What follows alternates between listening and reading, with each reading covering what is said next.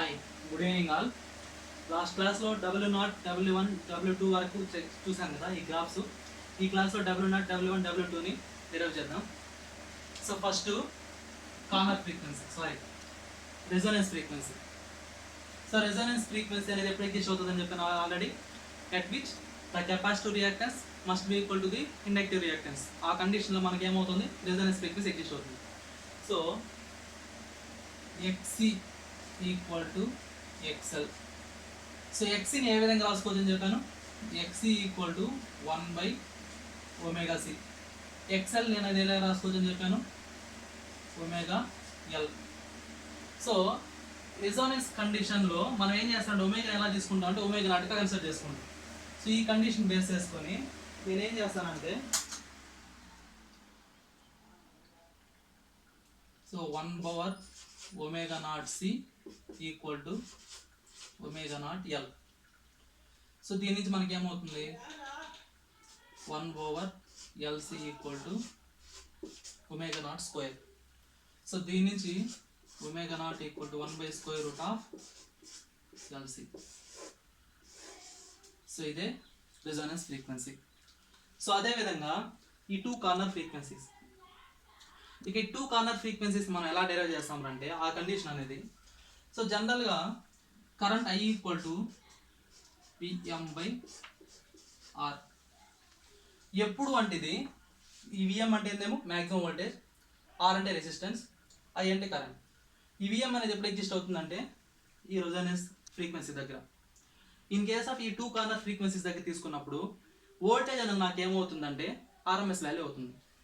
So అంటే అప్పుడు నాకేమవుతుందంటే I equal to RMS value over resistance.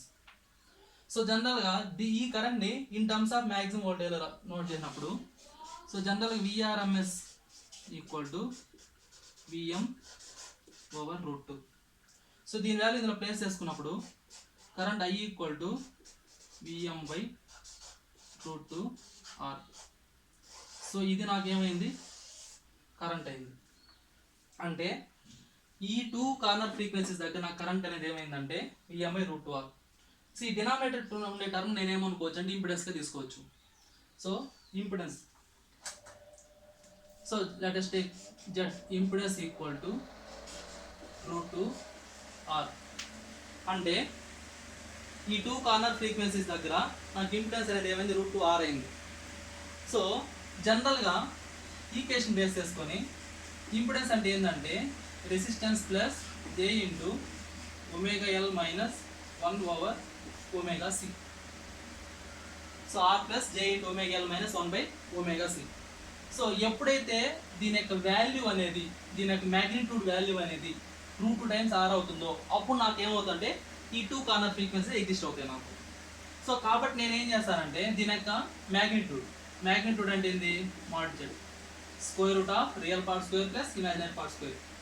So R² plus ωL minus 1/ωc whole square. So ఈ యొక్క magnitude value, ఈ value both equal అయినప్పుడు నాకేమవుతుంది, ఈ యొక్క టూ కార్నర్ ఫ్రీక్వెన్సీస్ అనేది ఎగ్జిస్ట్ అవుతాయి. So √R² plus ωL minus 1/ωc whole square equal to √2 times of resistance, squaring on both sides. So అప్పుడు నాకేమవుతుంది, R² ωL minus 1/ωc whole square equal to 2 times of R². So దీని నుంచి ωL minus 1/ωc whole square equal to R². So ఇదేమవుతుందంటే ఒక quadratic equation అనేది అవుతుంది. So ఎప్పుడైతే నేను ఈ టూ క్వాడ్ర ఇదేంది, ఇది ఆర్డర్ అనేది ఎంత ఉంది, ఇక్కడ పవర్ అనేది 2 ఉంది. కాబట్టి నాకేమవుతాయి అంటే 2 రూట్స్ అనేది ఎగ్జిస్ట్ అవుతాయి. సో ఆ 2 రూట్స్ నేను ఎలా తీసుకోవచ్చు అంటే W1, W2గా తీసుకోవచ్చు. ఇప్పుడు నేను అనలైజ్ చేసిన మొత్తం దేనికి అంటే సిరీస్ RLC సర్క్యూట్కి. సో ఈ క్వాడ్రాటిక్ ఈక్వేషన్ సాల్వ్ చేసినప్పుడు నాకు ఎగ్జిస్ట్ అయ్యే values W1, W2 2 real roots ఏమవుతాయంటే R/2L plus √R/2L whole square plus 1/LC. So అదేవిధంగా minus R/2L plus square root of R by 2l whole square plus 1 by LC. So ఈ విధంగా నాకు ఒకటి positive root ఒకటి negative root అనేది exist అవుతాయి. So ఇప్పుడు నాకు W0 వాల్యూ తెలిసింది, కార్నర్ ఫ్రీక్వెన్సీ, రెజోనెన్స్ ఫ్రీక్వెన్సీ, అదేవిధంగా W1 W2. సో ఈ అప్ టు 3 వాల్యూస్ అనేది ఎగ్జిస్ట్ అయినాయి ఇప్పుడు నాకు. సో ఇక్కడ ఇంకో పాయింట్ ఏంటంటే వీటి యొక్క డిఫరెన్స్, అంటే ఈ 2 కార్నర్ ఫ్రీక్వెన్సీస్ యొక్క డిఫరెన్స్ మనం ఎలా డినోట్ చేసుకోవచ్చు అంటే బ్యాండ్విడ్త్ అంటాం. So the range of 2 corner frequencies is nothing but bandwidth. So జనరల్గా దాని బ్యాండ్విడ్త్ ఎలా ఇండికేట్ చేసుకుంటాం అంటే బీతో డినోట్ చేసుకుంటాం. సో దీన్నే మనం ఏమంటాము అంటే బ్యాండ్విడ్త్ అంటాం. సో ఈ టర్మ్ ఎందుకు యూస్ చేస్తాము అంటే ఇదేం చేస్తుందంటే సర్టైన్ ఫ్రీక్వెన్సీస్ మాత్రం అలౌ చేస్తుంది. లైక్ కమ్యూనికేషన్ ఛానల్, మన మొబైల్ ఫోన్స్ సిగ్నల్ యూస్ చేస్తాం కదా, అది కానీ టీవీస్లో వచ్చే సెలిఫోన్ సిగ్నల్స్ కానీ ఇలాంటివన్నీ సర్టైన్ ఫ్రీక్వెన్సీస్ రేంజ్ మాత్రం రావడానికి మనకి ఏమవుతుందంటే ఈ బ్యాండ్విడ్త్ అనేది యూజ్ అవుతుంది. సో ఈ బ్యాండ్విడ్త్ని మనం ఏమంటాం, ఎలా డిఫైన్ చేసుకోవచ్చు అంటే it is the range of 2 corner frequencies in between 2 corner frequencies. So bandwidth is nothing but W2 minus W1. దీన్ని నేను ఏమనుకోవచ్చు అంటే క్యాపిటల్ బి అనుకోవచ్చు. ఇక్కడ ఇంకోటి ఏంటి అంటే ఇదేమో నెక్స్ట్ ఈ 2 కార్నర్ ఫ్రీక్వెన్సీస్కి రెజోనెన్స్ ఫ్రీక్వెన్సీకి రిలేషన్ ఏంటి అంటే W0 equal to square root of W1 W2. ఇది ఎలా వస్తుంది అంటే ఫర్ ఎగ్జాంపుల్ దీని ఈక్వేషన్ 1 అనుకుందాం, దీని ఈక్వేషన్ 2 అనుకుందాం. సో అప్పుడు నాకు ఏమవుతుందంటే ఇదేమో A plus B into A minus B. So for example దీని ఈక్వేషన్ 1 అనుకోండి, దీని ఈక్వేషన్ 2 అనుకోండి. సో ఈక్వేషన్ 1 అండ్ 2 నుంచి ఇదేమవుతుందంటే ఇది ఈ టర్మ్ మొత్తం నేను ఏమనుకున్నా ఏ అనుకుంటున్నా, దీనేమో బి అనుకుంటున్నా, దీన్ని ఏ అనుకున్నా, దీన్ని బి అనుకున్నా, కాకపోతే ఇక్కడ నెగిటివ్ సైన్ ఉంది. So A plus B A minus B, అప్పుడు నాకేమవుతుంది A square minus B square. So A square minus B square. A square అన్నప్పుడు అప్పుడు ఆటోమేటిక్గా నాకు ఏమవుతుంది, ఇక్కడ టర్మ్ అనేది స్క్వేర్ రూట్ క్యాన్సిల్ అయిపోతుంది. So R by 2l whole square plus 1 by LC. So A square అన్నప్పుడు ఆటోమేటిక్ నాకు క్యాన్సిల్ అయిపోతుంది, మైనస్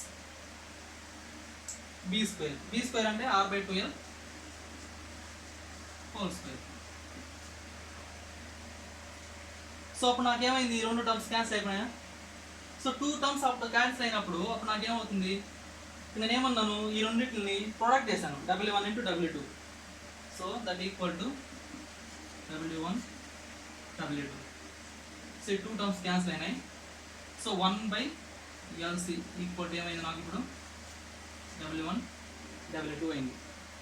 సో జనరల్గా 1 బై ఎల్సి అంటే ఏంది, ఇక్కడ W0 square. So 1 by LC place నేను ఏం రాసుకోవచ్చు W0 square that equal to W1 W2. So దీని నుంచి నాకు ఏమైంది W0 అనేది square root of W1 W2. So దీన్నే it is the relationship between resonance frequency 2 corner frequencies. So ఇక్కడ నాకు బ్యాండ్విడ్త్కి కార్నర్ ఫ్రీక్వెన్సీస్కి రిలేషన్ వచ్చింది. ఇక్కడ ఏంటి రెజోనెన్స్ ఫ్రీక్వెన్సీకి కార్నర్ ఫ్రీక్వెన్సీస్కి రిలేషన్ అనేది ఎగ్జిస్ట్ అయింది. సో ఈ యొక్క ఫార్ములాస్ అనేవి మనకు చాలా ఇంపార్టెంట్ అన్నమాట ఆల్ ఎగ్జామ్స్లో. ఓకేనా. నెక్స్ట్ ఏం చేస్తారంటే ఇక్కడ ఈ 2 కార్నర్ ఇక్కడ ఉన్నాయి కదా, ఈ కర్వ్ అనేది దీని యొక్క షార్ప్నెస్ అనేది మెజర్ చేయడానికి, అంటే ఈ కర్వ్ ఎగ్జిస్ట్ అయింది కదా, ఈ కర్వ్ యొక్క షార్ప్నెస్ అనేది ఎంత ఎగ్జిస్ట్ అయింది అంటే ఎంత షార్ప్నెస్ ఉంది అని మెజర్ చేయడానికి మనం ఏం చేస్తారంటే ఒక కాంపోనెంట్ అనేది తీసుకుంటాం. ఆ కాంపోనెంట్ పేరే క్వాలిటీ ఫ్యాక్టర్. క్వాలిటీ ఫ్యాక్టర్ అంటే ఏంటి అంటే ఈ యొక్క షార్ప్నెస్ అనేది, అంటే ఒక సర్క్యూట్లో ఇలా ఎగ్జిస్ట్ అయిందా లేదా ఇలా ఎగ్జిస్ట్ అయిందా అంటే లైక్ ఏంది కరెంట్కి frequency angular frequency graph draw చేసినప్పుడు వాటి యొక్క కర్వ్ అనేది ఈ యొక్క షార్ప్నెస్ అనేది ఐడెంటిఫై చేయడానికి మనం యూస్ చేసే కాంపోనెంట్ పేరే quality factor. So next quality factor గురించి చూద్దాం.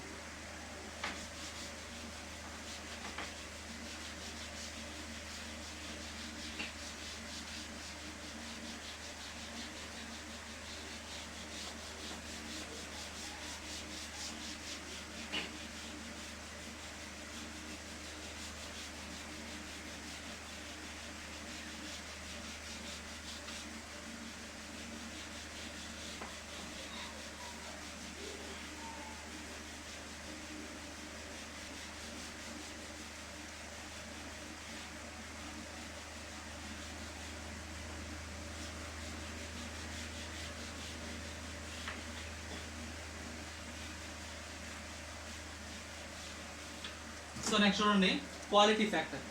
సో క్వాలిటీ ఫ్యాక్టర్ అంటే ఏం చెప్పాను నేను? సో ఈ యొక్క కర్వ్ అనేది అంటే ఈ యొక్క రెజోనెన్స్ కర్వ్ అనేది ఎంత షార్ప్నెస్ ఉంది అని క్వాంటిటేటివ్గా డిఫైన్ చేసే టర్మే క్వాలిటీ ఫ్యాక్టర్ అంటాం. సో ఈ క్వాలిటీ ఫ్యాక్టర్ ఇంకో విధంగా ఎలా చెప్పొచ్చు అంటే, మనం ఇచ్చిన ఒక ఎలక్ట్రికల్ సర్క్యూట్కి ఎంత సప్లై ఇచ్చాం, మ్యాక్సిమం ఎంత ఎగ్జిస్ట్ అయింది, I mean energy, maximum energy ఎంత ఎగ్జిస్ట్ అయింది, హౌ మచ్ ఎనర్జీ డిసిపేట్ అయింది. అంటే నేను ఇచ్చిన సప్లైలో ఎంత ఎనర్జీ, మ్యాక్సిమం ఎనర్జీ ఎంత స్టోర్ అయింది, ఎంత ఎనర్జీ అనేది డిసిపేట్ అయింది, వాటి రేషియో మనం ఏమంటాం అంటే క్వాలిటీ ఫ్యాక్టర్ అనేది అంటాం. సో క్వాలిటీ ఫ్యాక్టర్ని ఎలా డిఫైన్ చేస్తాము అంటే, ఒక complete cycle, so 2π, so peak energy, maximum energy ఏమంటాం, peak energy stored in electrical circuit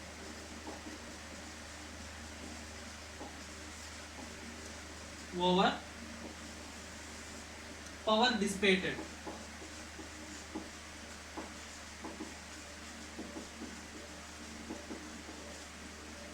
dissipated in circuit at one period, in one period. So దీని యొక్క రేషియోని మనం ఏమంటాం అంటే క్వాలిటీ ఫ్యాక్టర్ అంటాం. సో ఇప్పుడు నాకు దీని నుంచి సో నేను తీసుకున్న energy, for example across inductor దగ్గర తీసుకున్నాం. ఎనర్జీ ఎలిమెంట్స్ అంటే like inductor, capacitor. So inductor energy store చేసుకుంటే కెపాసిటర్ ఎనర్జీ స్టోర్ చేసుకుంటుంది. So peak energy stored in electric circuit అన్నాం కదా.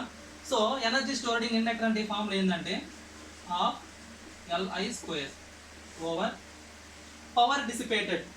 ఆల్రెడీ పవర్ డిసిపేటెడ్ అంటే ఏం చెప్పాను నేను, half I0² R. So power dissipated in electrical circuit అన్నప్పుడు ఏమవుతుంది నాకు ఇది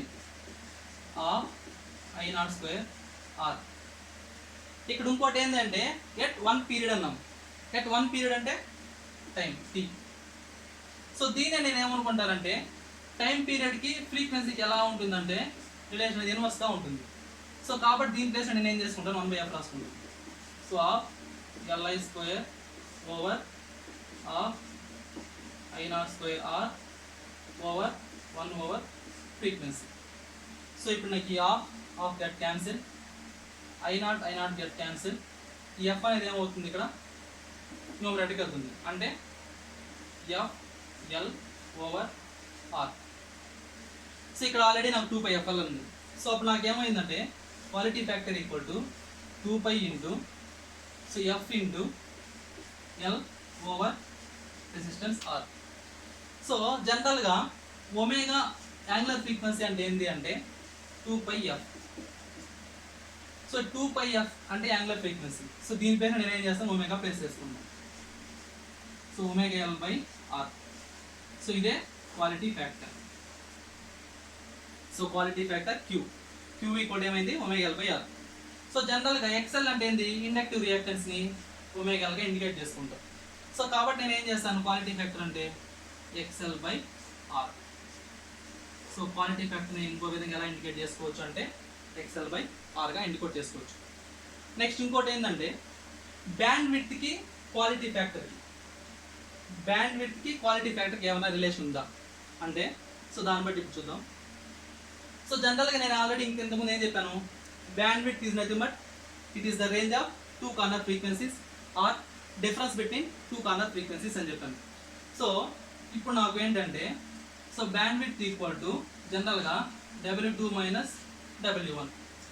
already W1 value W2 value ఇంతకుముందు నేను నోట్ చేశాను. సో W1 వాల్యూ ఏంటి, R/2L plus square root of R/2L whole square plus 1/LC. అదేవిధంగా W2 value minus R/2L plus square root of R/2L whole square plus 1/LC.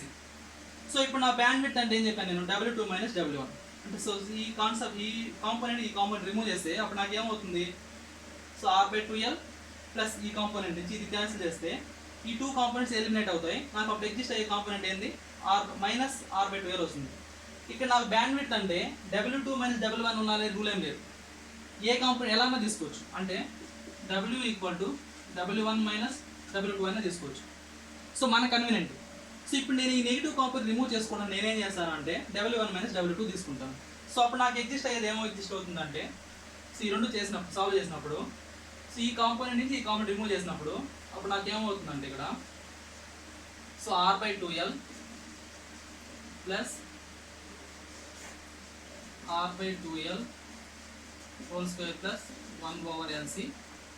So minus into minus plus R/2L minus, so ఈ component ఏమవుతుంది నాకు ఇది R/2L whole square plus 1/LC. So ఈ component get cancel. So అప్పుడు నాకు ఏమైంది W1 minus W2 equal to 2 times of R over 2 times of L. 2 get cancel R/L. So ఇప్పుడు నాకు బ్యాండ్విడ్త్ ఈక్వల్ టు ఏమైంది అంటే R/L అయింది. సో ఇప్పుడు నాకు ఈ క్వాలిటీ ఫ్యాక్టర్కి బ్యాండ్విడ్త్కి రిలేషన్ ఏమైనా ఉందా అన్నప్పుడు, సో జనరల్గా ఇక్కడ ఏమైంది నాకు ఇది RXL. సో దీన్ని బేస్ చేసుకొని R అంటే నేను ఎలా రాసుకుంటానంటే R equal to XL over Qగా రాసుకుంటాను.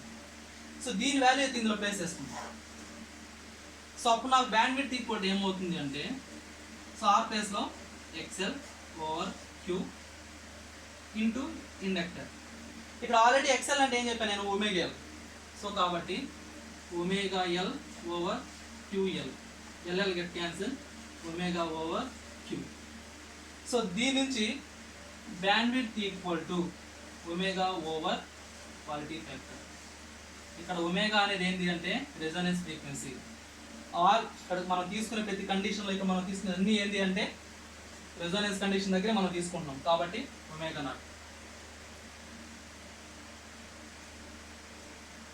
సో దీని నుంచి నాకు బ్యాండ్విడ్త్కి క్వాలిటీ ఫ్యాక్టర్కి ఏమైంది అంటే ఇన్వర్స్ రిలేషన్షిప్. సో బ్యాండ్విడ్త్కి క్వాలిటీ ఫ్యాక్టర్కి ఉన్న రిలేషన్ ఏంటి అంటే ఇన్వర్స్ రిలేషన్షిప్. సో దీని నుంచి కన్క్లూజన్ ఏంటి అంటే, ఈ కండిషన్ నుంచి ఎప్పుడైతే నా క్వాలిటీ ఫ్యాక్టర్ ఇంక్రీజ్ అయిందో బ్యాండ్విడ్త్ అనేది ఆటోమేటిక్గా డిక్రీజ్ అవుతుంది, ఎందుకంటే ఇన్వర్స్ రిలేషన్షిప్ ఉంది కాబట్టి. ఇక్కడ ఇంకోటి ఏంటంటే bandwidth directly proportional to the resistance. అంటే ఎప్పుడైతే నేను రెసిస్టెన్స్ ఇంక్రీజ్ చేశానో, ఇక్కడ చూడండి ఇప్పుడు ఈ కర్వ్ నుంచి ఎప్పుడైతే నేను రెసిస్టెన్స్ ఇంక్రీజ్ చేస్తానో బ్యాండ్విడ్త్ అనేది ఇంక్రీజ్ అవుతుంది, క్వాలిటీ ఫ్యాక్టర్ డిక్రీజ్ అవుతుంది. సో నేనేం చెప్తున్నానంటే వీటి యొక్క డిఫరెన్స్ని మనం ఏమంటున్నామంటే బ్యాండ్విడ్త్ అంటున్నాం. ఈ రేంజ్ అనేది దేని మీద డిపెండ్ అవుతుంది అంటే మనం తీసుకునే రెసిస్టెన్స్ మీద. సో ఆ రెసిస్టెన్స్ కాంపోనెంట్ అనేది ఇంక్రీజ్ చేసే ఉంది, అప్పుడు నాకేమవుతుందంటే బ్యాండ్విడ్త్ అనేది ఇలా బ్రాడ్ అవుతా వస్తుంది రెసిస్టెన్స్ ఇంక్రీజ్ చేసే ఉంది. ఎప్పుడైతే నేను రెసిస్టెన్స్ డిక్రీజ్ చేశానో ఆటోమేటిక్గా నాకు ఈ కర్వ్ అనేది ఏమవుతుందంటే డిక్రీజ్ అవుతా వస్తుంది. అంటే ఎలా అంటే డిఫరెంట్ వాల్యూస్ దగ్గర తీసుకున్నాం. For example R equal to 5 ohms తీసుకున్నాం. R ఈక్వల్ టు 5 ohms దగ్గర నా కర్వ్ ఎలా ఉంటుందంటే ఇలా ఎగ్జిస్ట్ అవుతుంది. అదే R ఈక్వల్ టు 10 ohms తీసుకున్నాం. R ఈక్వల్ 10 ohms తీసుకున్నప్పుడు నా కర్వ్ ఎలా ఎగ్జిస్ట్ అవుతుందంటే ఇలా ఎగ్జిస్ట్ అవుతుంది. అంటే నాకేమైంది ఇక్కడ బ్యాండ్విడ్త్ అనేది సర్టెన్, సో ఐ మీన్ ఇక్కడ ఈ పాయింట్ వరకు బ్యాండ్విడ్త్ అనేది, సో ఇన్ బిట్వీన్ ఎగ్జిస్ట్ అవుతుంది బ్యాండ్విడ్త్ అనేది. సో ఎప్పుడైతే నేను రెసిస్టెన్స్ కాంపోనెంట్ ఇంక్రీజ్ చేశానో బ్యాండ్విడ్త్ కూడా నాకు ఏమైంది ఇక్కడ ఇంక్రీజ్ అయింది. సో కాబట్టి ఇక్కడ ఏంటి అంటే bandwidth is directly proportional to the resistance and inversely proportional to the inductor. So దీని బేసిస్కి మనం ఏం చేస్తారంటే సర్క్యూట్ డిజైన్ అనేది చేసుకుంటాం. సో డిఫరెంట్ వాల్యూస్ దగ్గర డిఫరెంట్ రెసిస్టెన్స్ దగ్గర మనకు బ్యాండ్విడ్త్ కానీ క్వాలిటీ ఫ్యాక్టర్ కానీ వేరీ అవుతూ ఉంటాయి. సో ఈ two components bandwidth and quality ఫ్యాక్టర్ని బేసిస్కి మనం ఏం చేస్తారంటే సెలెక్టివిటీ అనేది తీసుకుంటాం, అంటే సెలెక్ట్ చేసుకుంటాం అన్నమాట. సో నెక్స్ట్ చూడండి రెజొనెన్స్ కండిషన్లో కొన్ని కీ పాయింట్స్.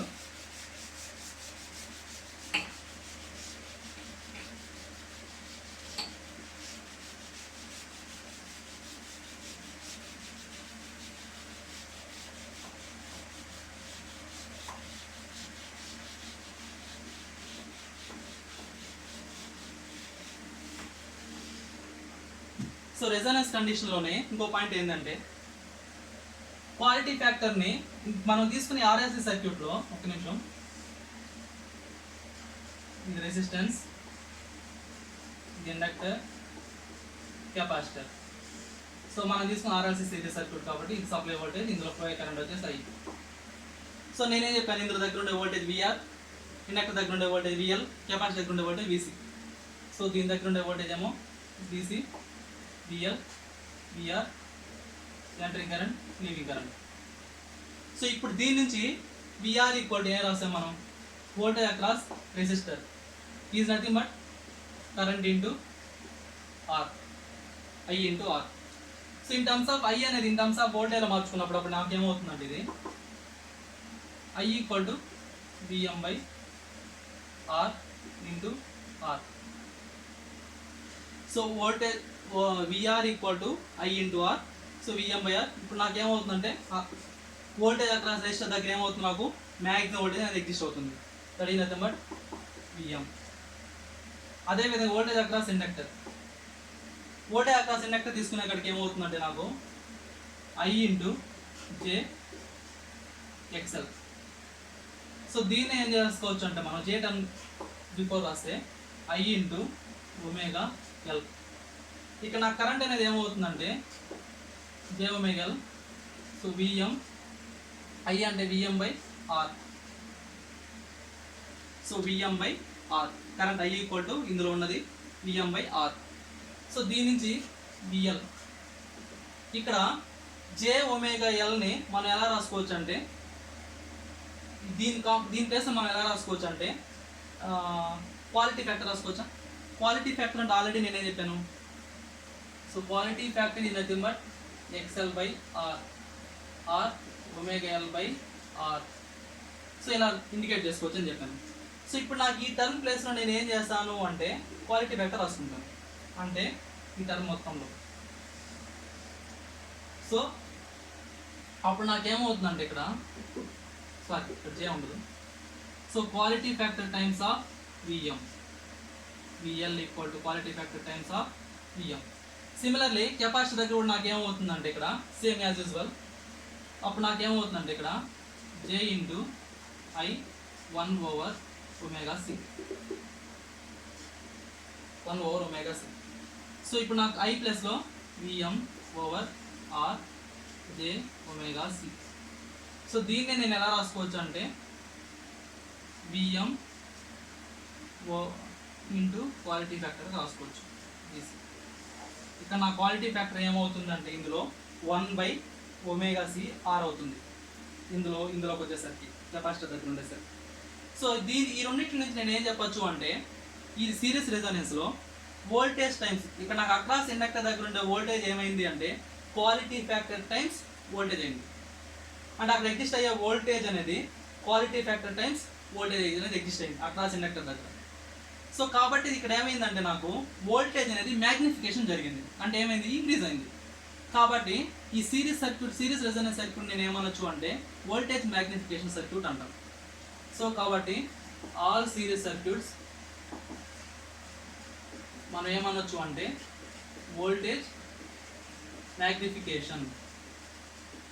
ఎందుకు వోల్టేజ్ మ్యాగ్నిఫికేషన్ అంటున్నాము అంటే ఇక్కడ ఎగ్జిస్ట్ అయ్యే వోల్టేజ్ అనేది నాకు ఏమవుతుందంటే under Resonance condition for series circuit ఇక్కడ సప్లై వోల్టేజ్ కంటే ఇక్కడ ఎగ్జిస్ట్ అయ్యే వోల్టేజ్ నాకు ఎలా ఉంటుందంటే ఎక్కువగా ఉంటుంది, అంటే VL is greater than supply voltage. అదేవిధంగా కెపాసిటర్ దగ్గర ఎగ్జిస్ట్ అయ్యే వోల్టేజ్ కూడా ఏమవుతుందంటే VC is greater than supply voltage. So ఇది ఎలా ఉంటుంది, దేని మీద డిపెండ్ అవుతుందంటే బేస్డ్ అపాన్ క్వాలిటీ ఫ్యాక్టర్. ప్రాక్టికల్గా క్వాలిటీ ఫ్యాక్టర్ ఎలా ఉంటుంది, ఎంత ఉంటుందంటే వాల్యూ క్వాలిటీ ఫ్యాక్టర్ అనేది గ్రేటర్ దాన్ ఆర్ ఈక్వల్ 10 ఉంటుంది. ఎప్పుడైతే quality factor greater than or equal 10 ఉంటుందో అప్పుడు మాత్రమే సిస్టమ్ నాకు స్టేబుల్గా ఉంటుంది, ఎలాంటి డిస్టర్బెన్స్ లేకుండా, హార్మోనిక్ కంటెంట్స్ ఎగ్జిస్ట్ కాకుండా స్టేబుల్గా అనేది ఎగ్జిస్ట్ అవుతుంది సిస్టమ్ అనేది. కాబట్టి నేను ఏం చేస్తానంటే ఈ క్వాలిటీ ఫ్యాక్టర్ అనేది always quality factor Q greater than or equal to 10గా తీసుకుంటారు. నెక్స్ట్ ఇదే రెజోనెన్స్ కండిషన్లో నాకు ఇంపిడెన్స్ అనేది ఏమైంది, Z ఈక్వల్ టు R అయింది.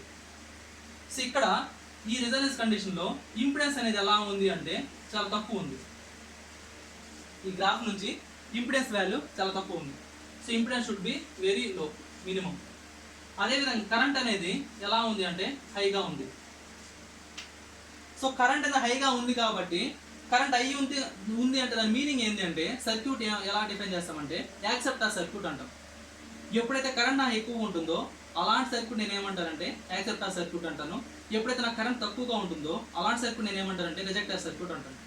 సో కరెంట్ ఎక్కువ ఉంది కాబట్టి దీన్ని నేను ఎలా అనొచ్చు అంటే యాక్సెప్టార్ సర్క్యూట్ అంటాను. కాబట్టి సిరీస్ ఆర్ఎల్సి సర్క్యూట్ని నేను ఏమనొచ్చు అంటే యాక్సెప్టార్ సర్క్యూట్ అంటాం based on the current and impedance. So impedance అనేది మినిమం ఉండాలి, కరెంట్ అనేది హైగా ఉండాలి, కాబట్టి దాన్ని నేను యాక్సెప్టార్ సర్క్యూట్ అనొచ్చు. అదేవిధంగా ఈ సిరీస్ సర్క్యూట్ ఇంకో విధంగా ఏం అవుతుంది అంటే ఇక్కడ వోల్టేజ్ అనేది మ్యాగ్నిఫికేషన్ అవుతుంది. వోల్టేజ్ మ్యాగ్నిఫికేషన్ అంటే సప్లై వోల్టేజ్ కంటే ఇక్కడ స్టోర్ అయిన ఎనర్జీ అనేది ఎక్కువగా ఉంటుంది కాబట్టి దాన్ని మనం వోల్టేజ్ మ్యాగ్నిఫికేషన్ అంటాం. నెక్స్ట్ అదేవిధంగా ఈ కండిషన్లోనే ఇంకో పాయింట్ ఏం చెప్పొచ్చు అంటే power factor.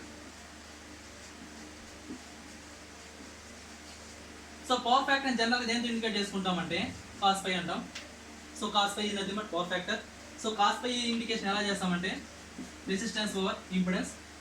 So under resonance condition impedance should become pure resistance. So cos phi equal to R over R, it should become 1. So cos phi equal to 1 means unity power factor. So దీన్నే మనం ఏమన్నామంటే unity power factor. So under resonance condition నాకు exist అయ్యే power factor ఎలా ఉంటుందంటే unity power factor. So అదేవిధంగా జనరల్గా నీకు పవర్ ఎలా చేస్తామంటే కాంప్లెక్స్ పవర్ని S equal to P plus JQగా తీసుకుంటాం. ఎప్పుడైతే నాకు ఈ వాల్యూ అనేది రియాక్టివ్ కాంపోనెంట్ అనేది 0 ఎగ్జిస్ట్ అవుతుందో అప్పుడే నాకు ఏమవుతుందంటే ఈ మ్యాక్సిమం పవర్ ట్రాన్స్ఫర్ అవుతుంది. అంటే దానికి అర్థం ఏంటంటే ఈ క్వాలిటీ ఈ యొక్క రియాక్టివ్ పవర్ అనేది జనరల్గా ఎప్పుడు ఎగ్జిస్ట్ అవుతుందంటే ఎప్పుడైతే ఒక సర్క్యూట్లో ఎనర్జీ స్టోరేజ్ ఎలిమెంట్స్ అనేవి ఎగ్జిస్ట్ అవుతాయో అలాంటి కండిషన్లో నాకు ఏమవుతుందంటే ఈ రియాక్టివ్ పవర్ ఎగ్జిస్ట్ అవుతుంది.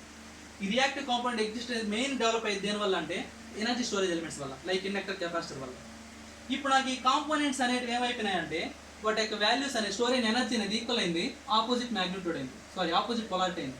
కాబట్టి నాకు ఏమైపోయిందంటే ఈ రియాక్టివ్ కాంపోనెంట్ అనేది కంప్లీట్గా ఇదేమవుతుంది ఎక్స్చేంజ్ అవుతుంది.